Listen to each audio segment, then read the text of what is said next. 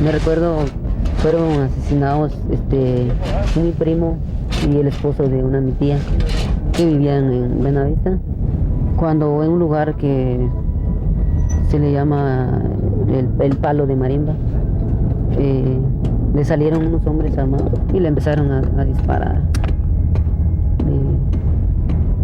Después que lo dispararon por detrás, le dejaron caer una piedra en su cabeza.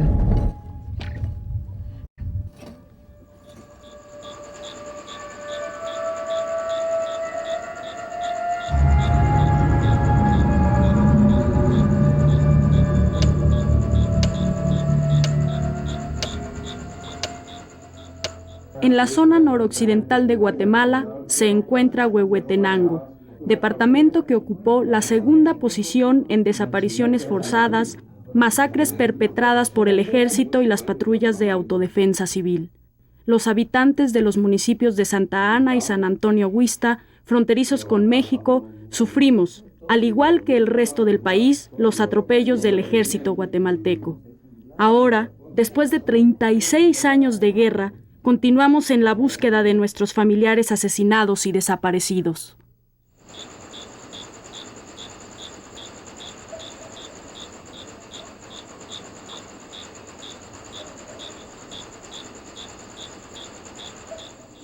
A los gobiernos de los generales Fernando Romeo Lucas García, Efraín Ríos Montt y Óscar Humberto Mejía Víctores se les acusa de ser los responsables de las masacres ocurridas de 1978 a 1985.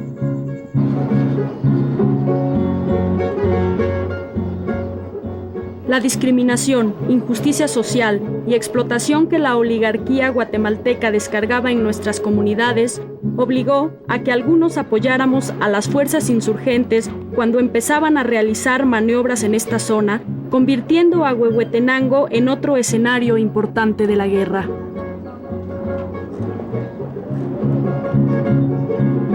Desde 1972 que el primer núcleo de fuerza guerrillera de lo que fue el EGP se empieza a trabajar en el área norte de Quiché y de Huehuetenango. Empezó este grupo a tratar de irradiarse hacia otras partes del país, principalmente hacia Huehuetenango, hacia el sur del Quiché y hacia Alta Verapaz, hacia el oriente. Ya a finales de los años 70, ya una vez iniciada nuestra actividad como organización guerrillera, en Huehuetenango vamos encontrando una mayor receptividad y podemos impulsar un mayor trabajo. Para retomar los departamentos que los alzados tenían bajo control, la cúpula militar implementó planes de campaña donde la estrategia de tierra arrasada fue aplicado a nuestras aldeas.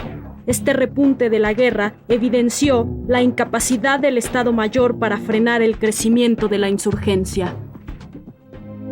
La sombra de terror que cubrió nuestros hogares arrasados por los militares dejó solo estas ruinas.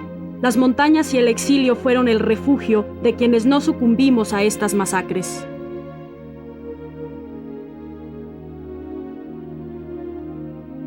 Nosotros pues en momentos que pensamos por qué fue de que nos vinieron a matar a nuestros familiares, cuando nosotros aquí nos sentíamos tranquilos, aunque pobremente, pero estábamos pasando nuestra vida, pero no pensábamos que llegara a suceder esas cosas. Y que ahora nuestros familiares, ¿dónde están?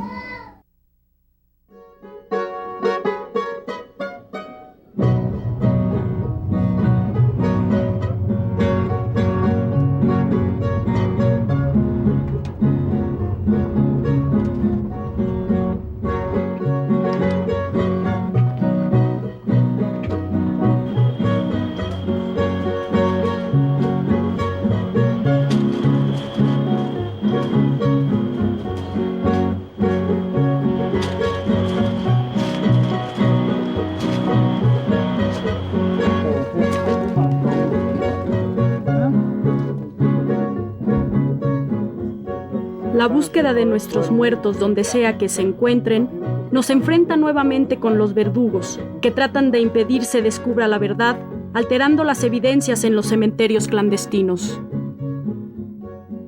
Estamos, antes de proceder al trabajo de exhumación, limpiando el lugar, el cual en una primera visita no estaba así, estaba limpio, y ahorita estamos observando que se encuentra alterado y que fue quemado el lugar. Igualmente, el lugar donde se encuentra la fosa está alterada la tierra. O sea que lo más seguro es que hayan removido la evidencia. Estamos considerando que sí, el lugar fue saqueado por una persona. Tenemos bastante seguridad de que fue saqueado porque ya estaba removido de como estaba inicialmente visto por el Ministerio Público.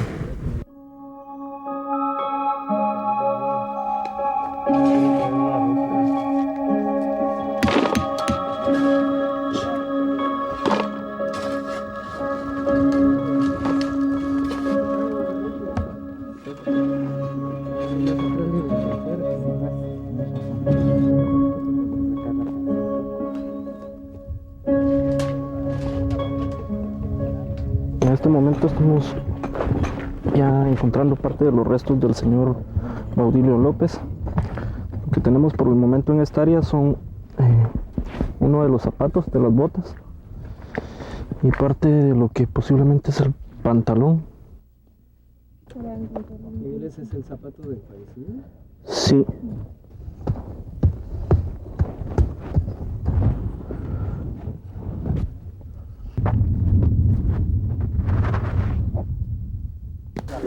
Cuando lo enterraron, pues el principio ya estaba en estado de descomposición. Si fue puesto anatómicamente o ya los restos venían algo dispersos.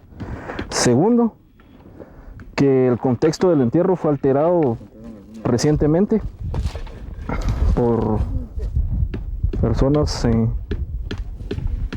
con saber qué tipo de razones, mismo que ayudó a que todo esto se revolviera. Esos zapatos, si hubieran estado puestos en el momento del enterramiento, conservarían los huesos del pie adentro.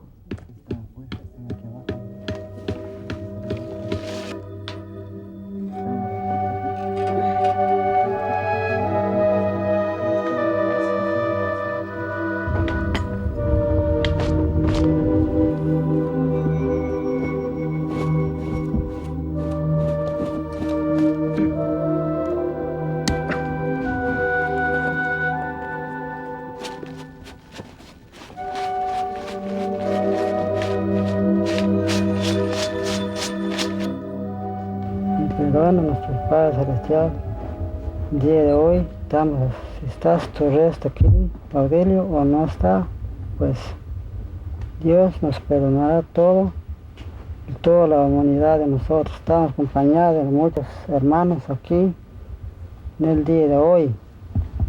Y perdona nuestro Padre Celestial, ten piedad de nosotros todos los días, mientras que estamos aquí en el mundo. Estamos sufriendo todos. Y quizás de tu presencia, Padre Celestial, perdónanos, al que lo mató, perdónanos. Algún día también Él, todo lo va a pagar también Él. En nombre del Padre, muchas gracias.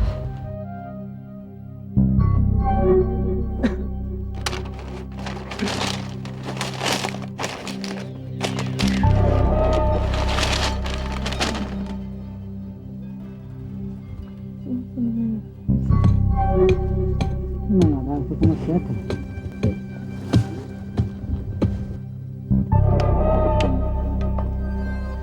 7 el hueso lo de llevar, digo, ¿no? Porque acá está el hueso de la cabeza aquí, mira.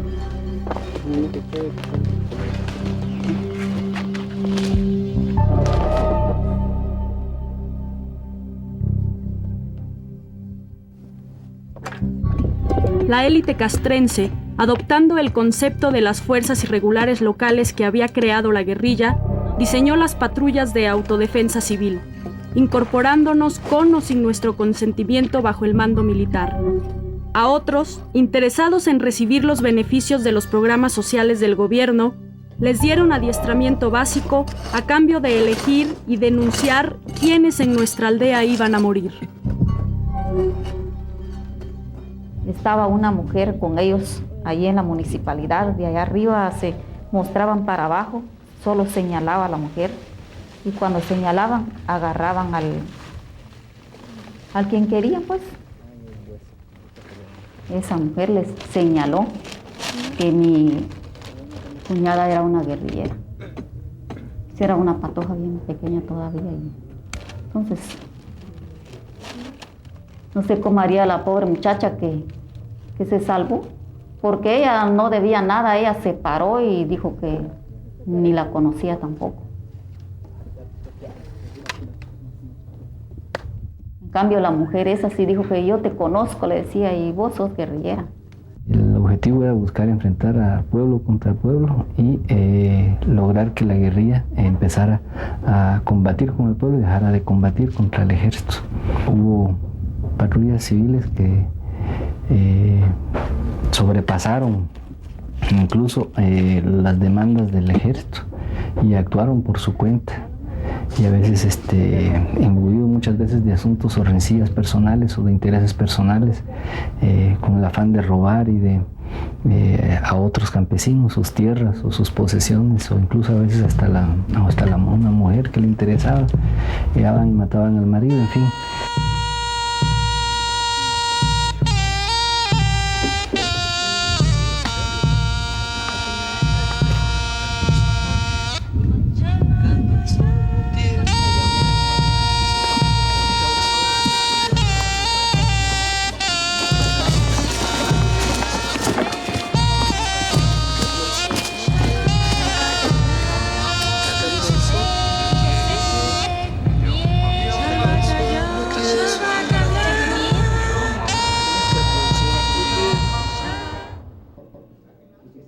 Luchar contra el olvido es desafiar a la burocracia que en general obstruye las denuncias interpuestas en ministerios públicos sobre cementerios clandestinos, pese a cumplir con todos los requisitos que exige la ley.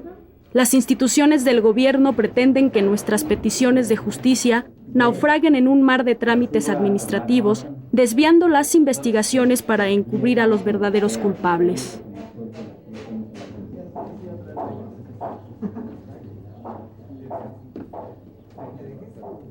En relación a los médicos forenses, ¿cómo está?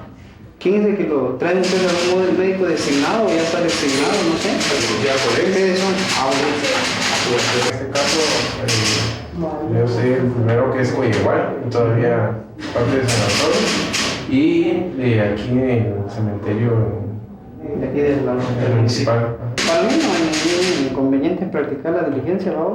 Cuando venga el expediente, él vendrá cuando, mañana pasado, lo analizamos y nos ponemos de acuerdo. Me gustaría tener sus oficinas para informarles. Si no hay audiencia, nosotros tenemos que ponernos de acuerdo, porque yo tengo audiencias previstas para esta semana y para la otra, ¿verdad? Como institución solicitamos al juzgado de primera instancia de Quetzaltenango, a través de una denuncia previa por parte de los familiares. A través de ahí se inicia una investigación y dentro de la investigación pues nosotros tenemos que establecer realmente si hay una persona en el lugar. Entonces a través de la información de la persona se viene a hacer un reconocimiento previo con los antropólogos para ubicar el lugar. Luego, a través de un memorial solicitamos que se autorice la exhumación del cadáver, ¿verdad? Vine fue para que se iba a exhumar el resto de mi esposo, pero después dijo, ¿cómo es que Ministerio Público? Parece que sí, vine, que mejor si ya estaba en el lugar y como no murieron fue por bala. Entonces nomás como yo no tiene acto de función de que están muertos, sigo como que están vivos. Pero sí, mi difunto murió por la misma represión, porque ya no lo pude sacar en un hospital, porque ya toda esta parte estaba rodeada por el ejército. Incluso mi hijo murió en un cerro, Y por eso yo pues lo reclamaba, que fue por la guerra, mi muerte de mi hijo y de mi esposa. Pero después dijeron que no lo iban a exhumar, así no salieron.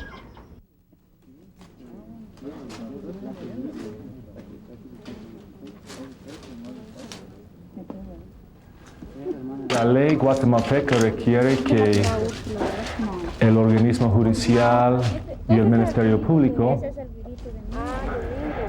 cuando tengan conocimiento de un cementerio clandestino, tienen el deber de hacer tres cosas. En primer lugar, levantar los cadáveres. En segundo lugar, realizar las diligencias para identificar la persona y establecer las circunstancias del presunto delito. Y en tercer lugar, documentar en actos oficiales tales diligencias. A pesar de la apatía e indiferencia de los organismos gubernamentales, aunado a la difícil tarea de encontrar los cementerios clandestinos, los familiares de las víctimas continuamos en búsqueda de elementos que contribuyan a la investigación y juzgamiento de los autores de estos delitos. Vamos a tener a bien autorizar la exhumación que ha sido solicitada mediante despacho proveniente del juzgado de instancia penal. Asimismo, les llevo un mensaje tal vez de esperanza y a la vez un mensaje de consuelo a los familiares de las víctimas que sucumbieron aquí en este lugar por las circunstancias que a ellos les consta.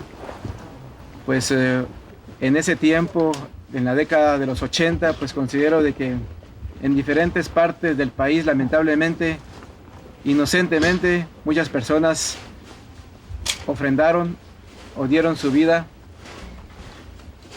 por diversas circunstancias. Algunas veces por defender algún ideal, otras veces confundidos, porque era una época en donde todos estábamos en bastante zozobra debido a la situación que reinaba en el país. Pues yo también les agradezco que hayan venido a sacar a mis padres y a mis tíos. Les agradezco a las autoridades que me están apoyando también, porque yo ya tenía tiempo de estar viendo en esto que yo no quería que mis padres estuvieran aquí, mis demás familiares. Por eso les agradezco que me apoyen en esta manera.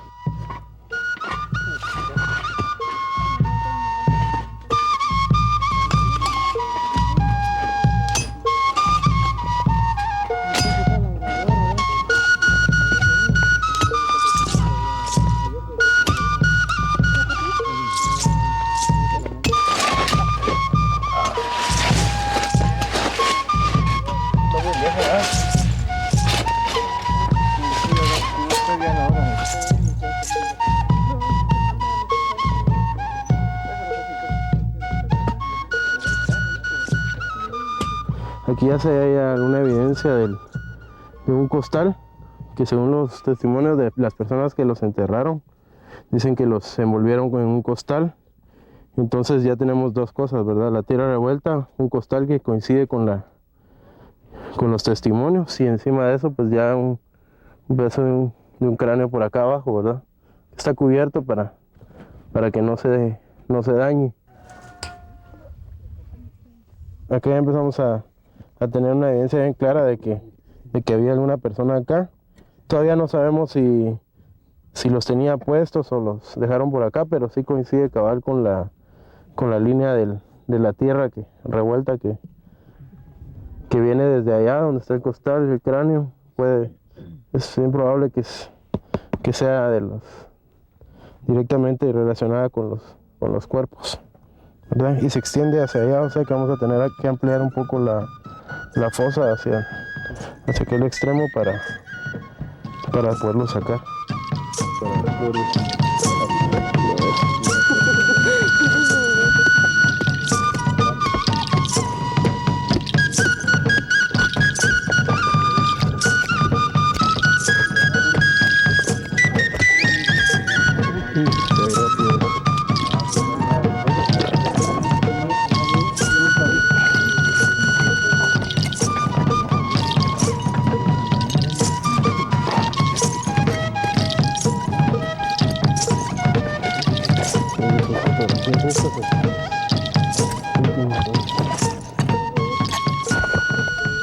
una señora lo mataron así con bala y después lo quitaron su manita. Y la otra señora le dieron un tiro en la frente y se le quitó la mitad de la cabeza. Y los hombres con balazo fueron los 4 que estaban tirados primero, y después el otro señor también, se llama Cervelli. Él también fue con balazo. Y el de los 6, pues él cayó no sé dónde por otro lugar y ya después lo trajeron. Ya nosotros también sí, solo enterramos a 5.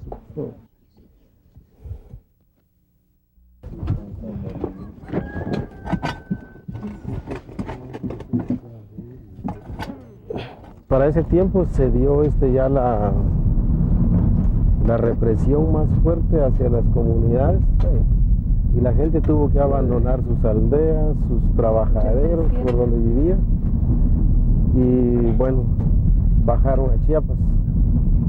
Estaban ellos ahí cuando uno de los señores que estaba allá en La Vega descubrió que estaba flotando un cuerpo sobre el agua, bueno, prendido de una piedra y que ahí estaba, ¿verdad? Un muerto. Se van ellos y lo sacan y identificaron que era mi primo, pues, que se habían llevado de ahí de Santa Ana.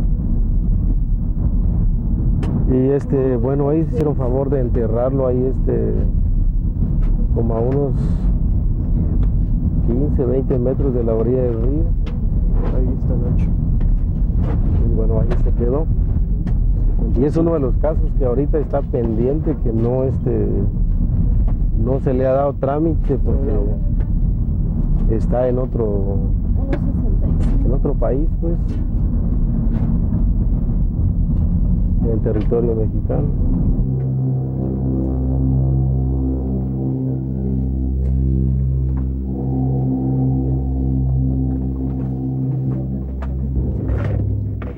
Durante el conflicto armado, la tropa consideró como botín de guerra a las mujeres. Por tanto, la violación sexual individual o colectiva constituyó un acto de poder y autoridad aplicado en el campo de batalla. Estas agresiones fueron instrumento de tortura para obtener información y forzarnos a declararnos culpables de delitos que no cometimos o de estar organizados con los insurgentes. Las consecuencias de estos actos de violencia sexual originaron enfermedades infecciosas, embarazos no deseados y trastornos emocionales. Tiene ropa de hombre, pero...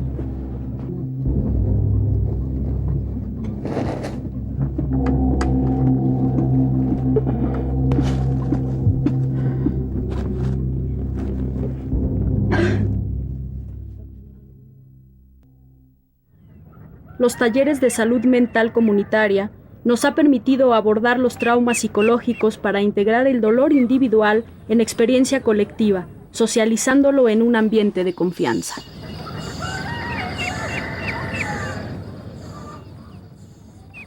Hoy en el país se están haciendo exhumaciones en muchísimos lugares y se están haciendo con el acuerdo del Ministerio Público, no se puede, que es una instancia del Estado, digamos, ¿no?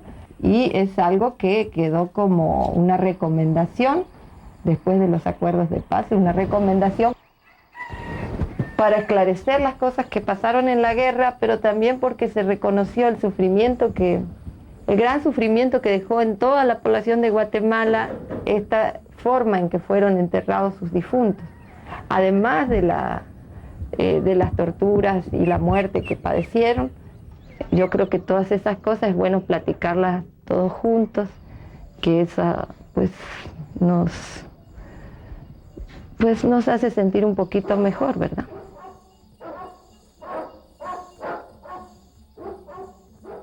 Da pena pues que pueden venir a matar a uno, dije yo.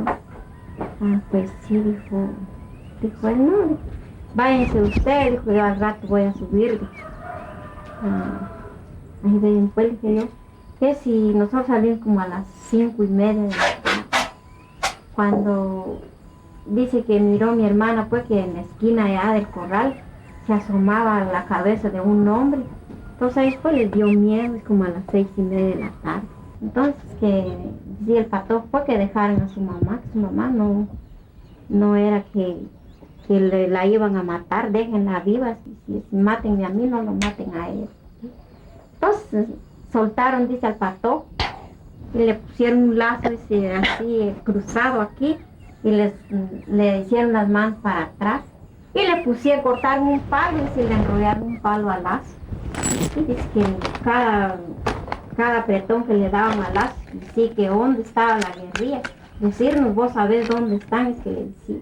¿Qué voy a decir? Yo no sé nada, sí, yo solo en mi trabajo no pienso en otras cosas, decía el patojo, pues. Pues la mamá del muchacho pues estaba muerta, ya la habían violado, pues, y seguro saber qué le daría, y se quedó muerta, dice. Y después, cuando sacaron a los hombres para abajo, así ya amarrados, como ahí le mataron en la esquina del corral. Entonces que ya la soltaron pues a ella. Y dice que se vino ella gateando a mirar dónde estaban los muertos ahí.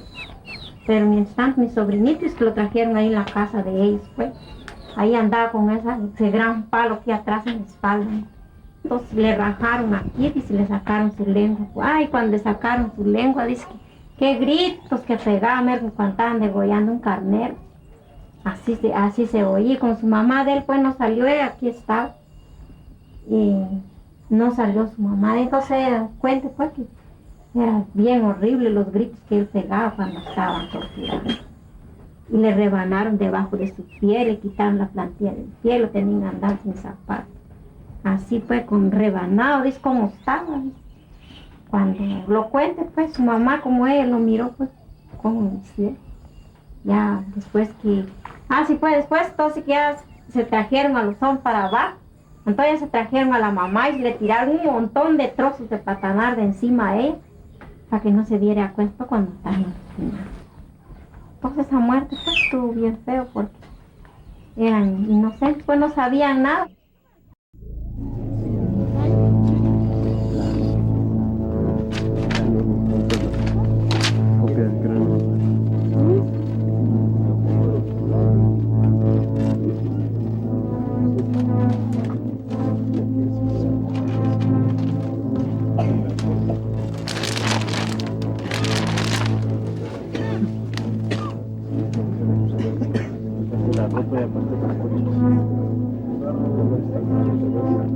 Voy a meterla.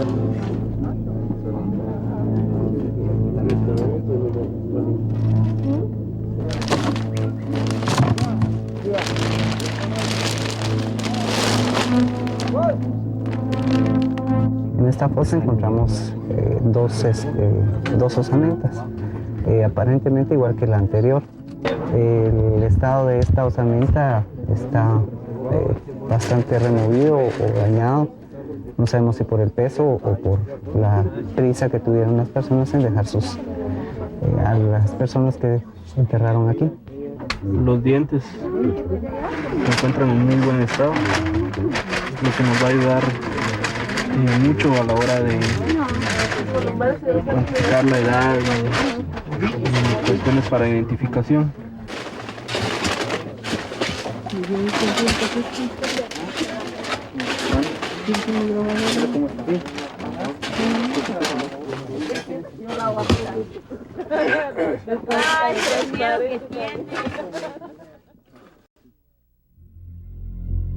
Desde 1954, cuando un operativo de la Agencia Central de Inteligencia derrocó al presidente Jacobo Arbenz, la doctrina de seguridad nacional en Guatemala respondió al marco de Guerra Fría que los Estados Unidos implementó contra el comunismo. La Washington War College creó el concepto de amenaza interna, convirtiéndonos en víctimas indefensas de todos los abusos de las fuerzas represivas. Tenemos aquí en las manos, por ejemplo, un cable secreto de la CIA de febrero de 1983, donde se caracterizaba el archivo, o sea, los archivos generales y servicios de apoyo a la presidencia y el Estado Mayor Presidencial. Y en ese cable secreto, la Agencia Central de Inteligencia decía lo siguiente: después de la última reunión a finales de octubre de 1982, se informó a los oficiales de los archivos generales y servicios de apoyo a la presidencia de la República del Estado Mayor Presidencial, que ellos eran libres de arrestar, retener, interrogar y deshacerse de guerrilleros sospechosos a su conveniencia. Este cable demuestra que la CIA autorizó a los funcionarios de uno de los dos órganos de inteligencia y represión del país para poder efectuar la práctica de la desaparición forzada y de la liquidación de estos desaparecidos.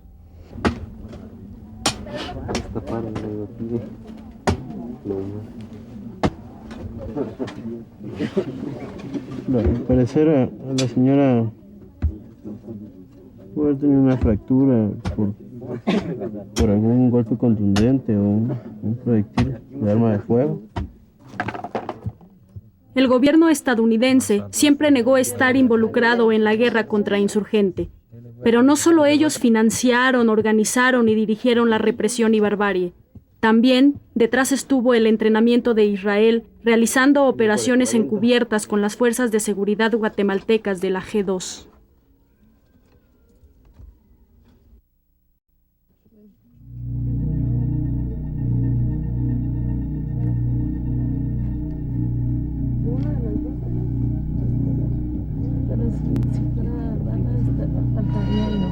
No falta nada. Sí, eso.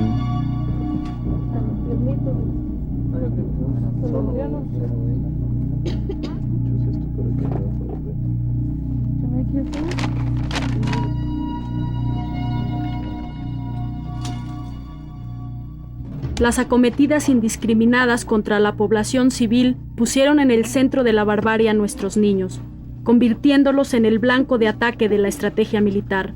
Muchos fueron atrozmente ejecutados por soldados que los consideraban colaboradores de los insurgentes. Otros más murieron en el vientre de sus madres torturadas.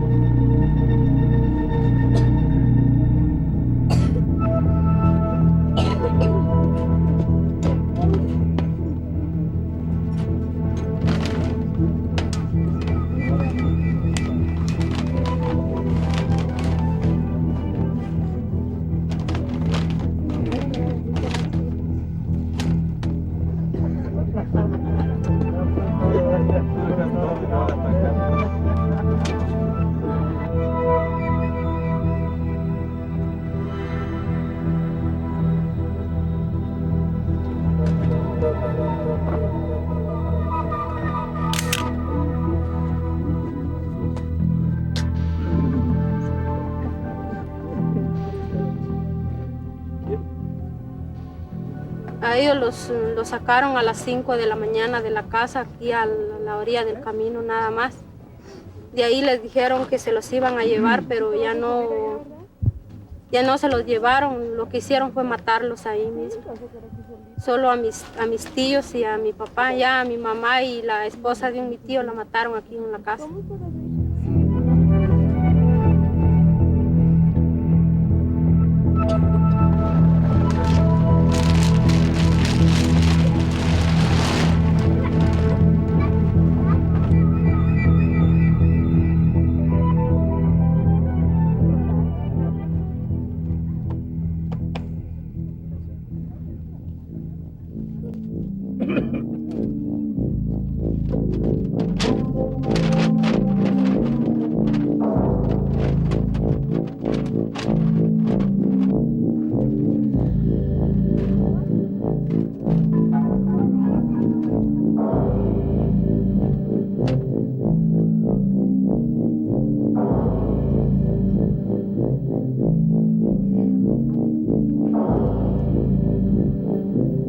En los cuarteles militares, el ejército guatemalteco recibió entrenamiento basado en el desprecio a la dignidad humana, a la vejación, humillación y el asesinato impune, ganándose el reconocimiento en el mundo como el más brutal y genocida de Latinoamérica. Los soldados eran despojados de su identidad comunitaria para exterminar las aldeas donde habitaban nuestras familias, con la creencia compartida de estar protegiendo al país del comunismo. Esta creencia reemplazó todo juicio moral y formó parte del código de valores que no reconoció ningún derecho humanitario.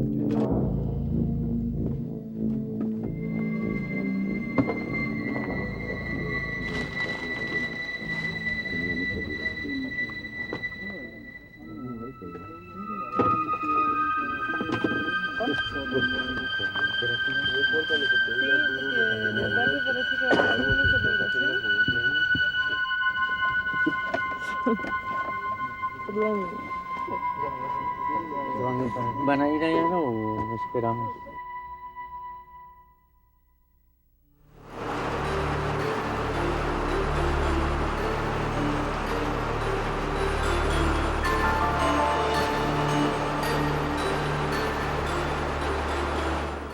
Los insurgentes, aunque en menor grado, también realizaron maniobras de carácter disuasivo contra nuestras comunidades y población civil. Estos actos de hostigamiento incrementaron la vulnerabilidad en las aldeas por los hechos de violencia cometidos en contra del derecho a la vida. En ese entonces la guerrilla vino y organizó la gente, pues. Y algunos que no querían, los entraban a, como decir, a obligarlos en la casa. Si no querían, pues ya mataban. Entonces en ese entonces un poco la guerrilla y un poco el ejército. De que en ese entonces nosotros vimos cuando mataron en Chamuchú un masacre de 22 personas.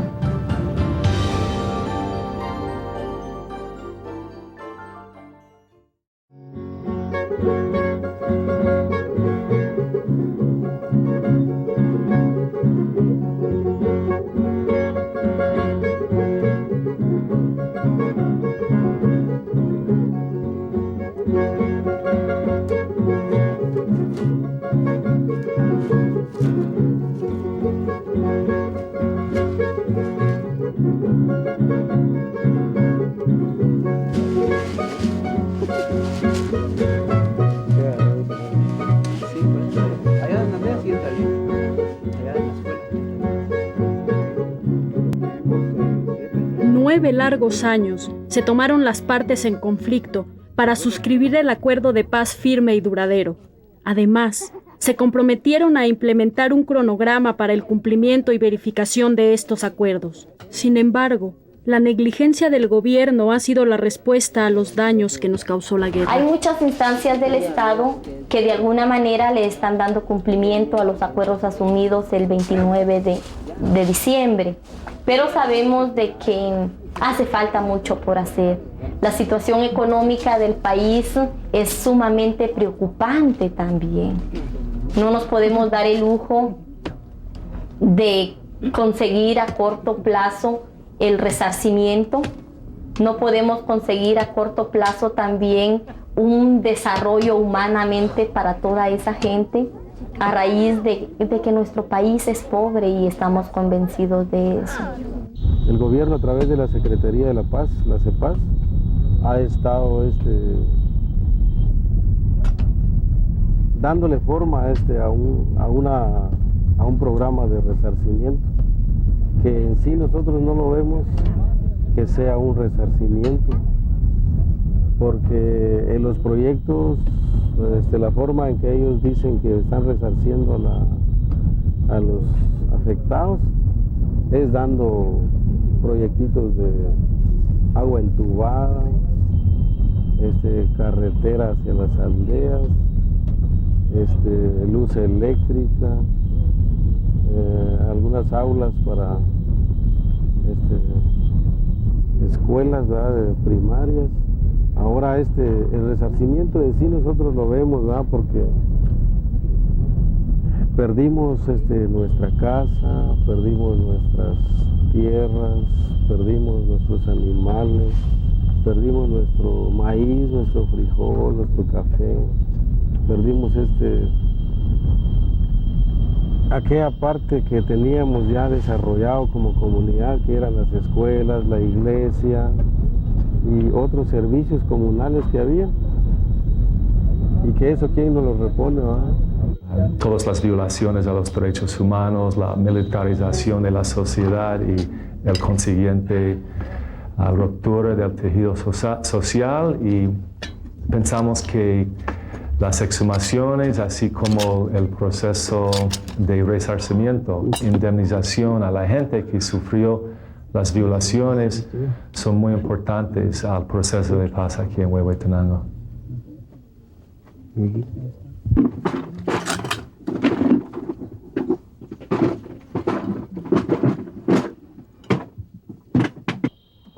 La posición de poder que ocupan después de la guerra los causantes del terror está permitiendo que la injusticia continúe y pone en riesgo la construcción de la paz. El Estado de Derecho quebrantado por el impacto del conflicto armado ha generado nuestra desconfianza en el sistema judicial, debido a la ineficacia, corrupción e impunidad que pasea en esas oficinas. Reestructurar estos órganos de justicia para dar castigo a los autores de los hechos delictivos y el resarcimiento por los efectos de la guerra sigue siendo nuestra demanda.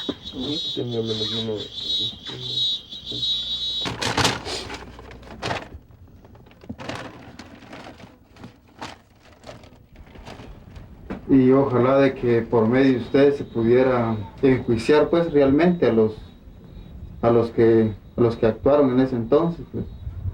Porque si solo se trata de sacarlos por quererlos sacar, creo que para mí no tienen ningún contenido, puedo decir yo eso. La importancia de que los autores de estas atrocidades sean sancionados nos permite la posibilidad de restablecer las normas de convivencia que fueron quebrantadas e impedir que los hechos de violencia sigan produciéndose. De tal manera, la justicia ejercida por las instituciones del gobierno tiene que ser readecuada para castigar a los que durante todo este tiempo nos han obligado a vivir en la humillación del silencio, para replantear nuestras relaciones en las aldeas y pueblos donde habitamos víctimas y victimarios. La reconciliación no solamente es con nuestros muertos, es también con los que estamos vivos.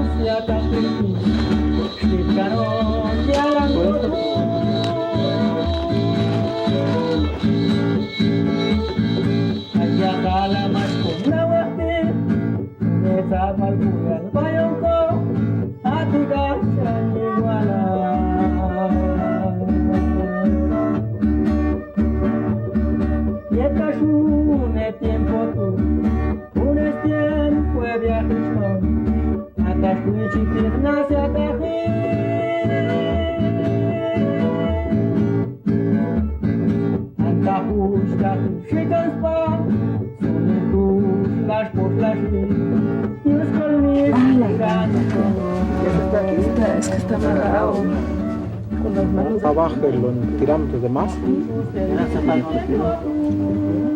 ¿Por qué está amarrado ahí? Nosotros todo lo cortamos no habían amarrado.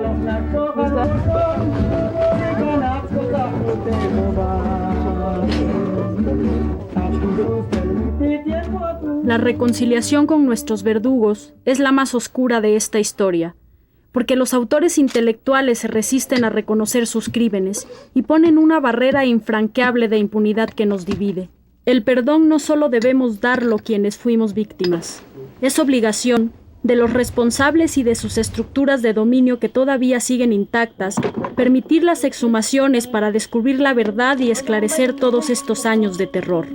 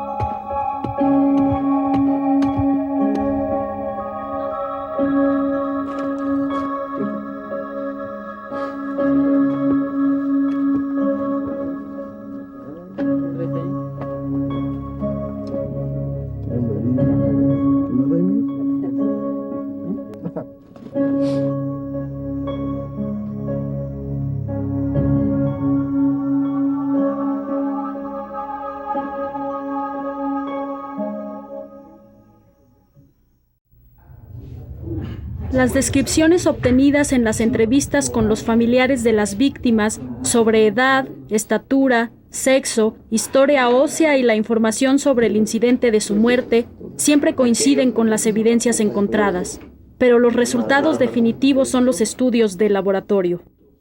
Lo que tenemos aquí, que es lo que se separó, son las evidencias balísticas que se encontraron asociadas a este individuo.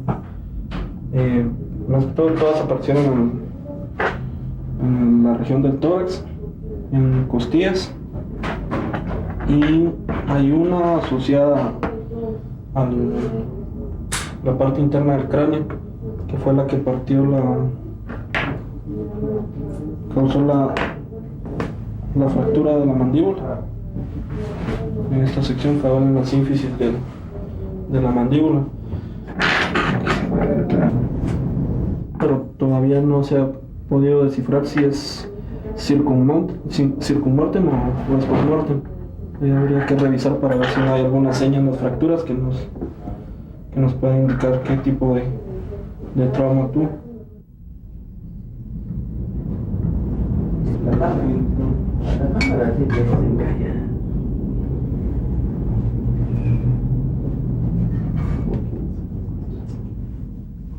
Los análisis de laboratorio concluyeron que las víctimas fueron asesinadas sin que opusieran resistencia. Fallecieron por fracturas en brazos, cráneo, vértebras y costillas, provocadas por objetos cortocontundentes e impactos por proyectiles de arma de fuego.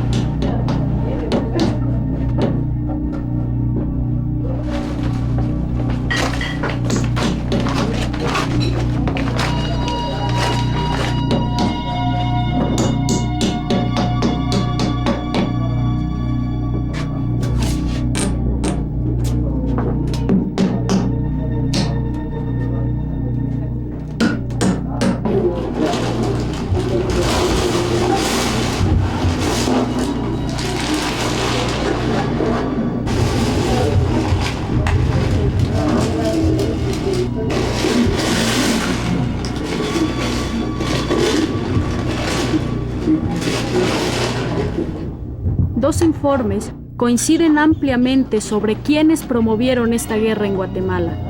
Uno, realizado por la Comisión para el Esclarecimiento Histórico creada bajo los Acuerdos de Paz, y el informe Guatemala Nunca Más, promovido por la Iglesia Católica, en el que Monseñor Juan Gerardi perdió la vida en manos de los escuadrones de la muerte.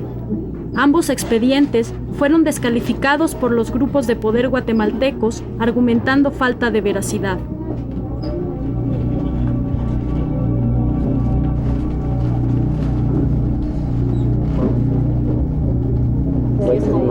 Tiene crédito de... Ah, entonces esa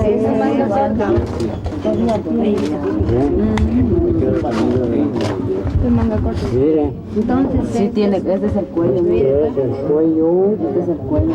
Sí, tiene... Que antes habían camino. Está.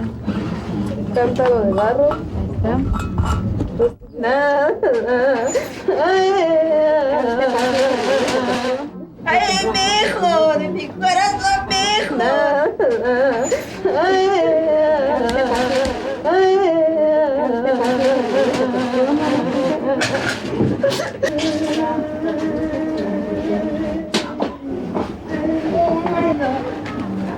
¡Hasta mi hijo!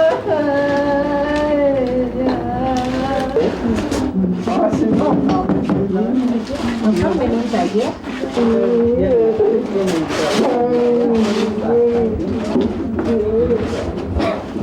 Ven a Dios, papito, por tus hijos. Hijos míos, gatos, papalitos, para lo veo. Ay,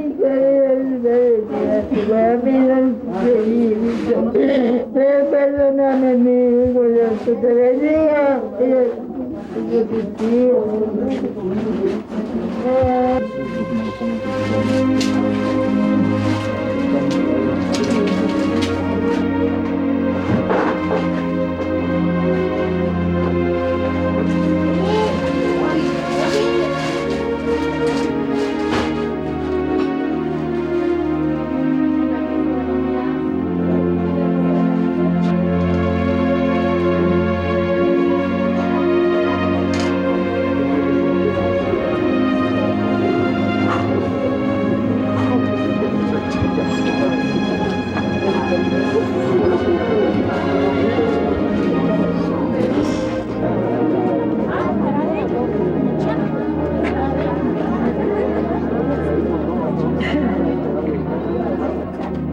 Informes de Amnistía Internacional, la Organización de las Naciones Unidas y de organizaciones encargadas de velar por los derechos humanos en Guatemala han documentado aumento de amenazas a familiares de las víctimas, testigos, antropólogos y organizaciones relacionadas en investigar el paradero de nuestros familiares asesinados en este holocausto.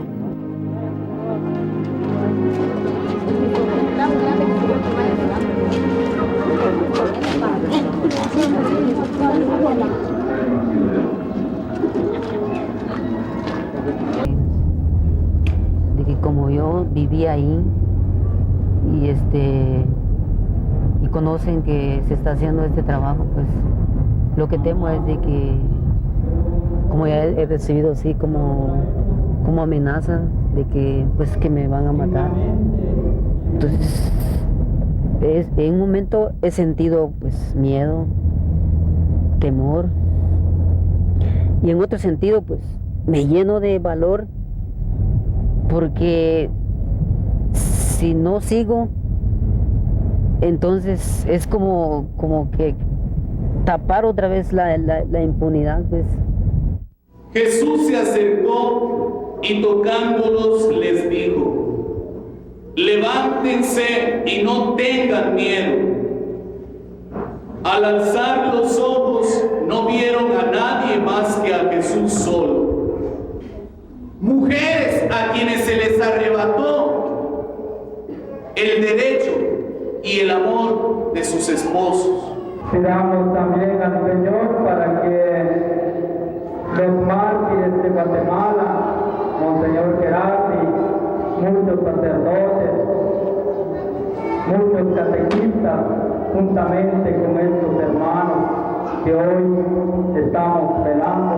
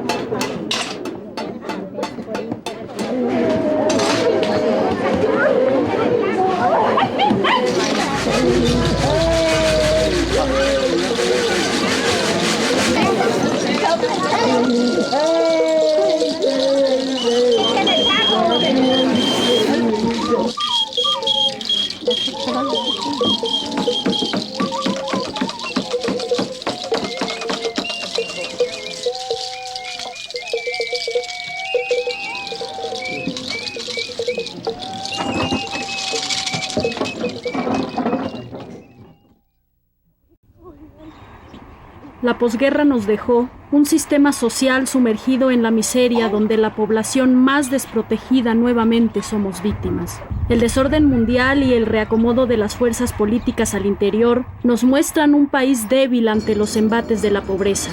Los guatemaltecos continuamos esperando acciones de fondo que modifiquen la desigualdad social, ya que no basta con silenciar las armas. Es también necesario sepultar de una vez por todas el terror, la injusticia, la impunidad y el hambre.